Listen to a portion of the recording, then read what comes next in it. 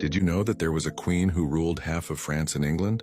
Her name was Eleanor of Aquitaine, and she was the most powerful woman in medieval Europe. Eleanor was born in 1122 in the southwest of France. She was the daughter of William X, Duke of Aquitaine, and his wife, Empress Matilda. When Eleanor was just 15 years old, her father made a deal with King Louis VII of France to marry his son, the future King Louis VIII, to Eleanor. But the wedding was more of a business transaction than a love match, and as was customary at the time, Eleanor's dowry was her home territory of Aquitaine. So upon her marriage, she became the Queen of France.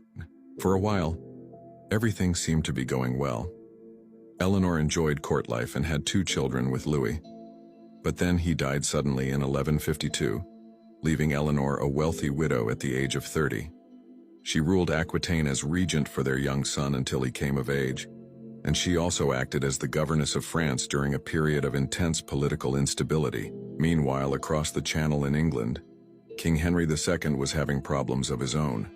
His wife, Empress Matilda, had just kicked him out of their bed and was refusing to cooperate politically. So Henry decided to marry Eleanor of Aquitaine. But before he could wed, she had to get an annulment from the Pope, which was granted on the grounds that she and Henry were cousins.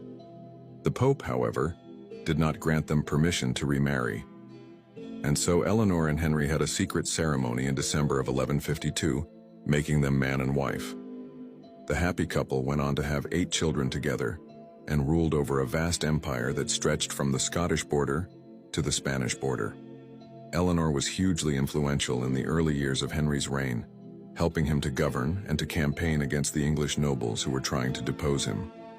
She was also a patron of art and architecture, and it was during her lifetime that the Gothic cathedrals of France were built. However, as Eleanor aged, she became increasingly critical of her husband's policies, and the two eventually grew apart. They had a falling out over the royal succession, and Henry had Eleanor imprisoned in 1168.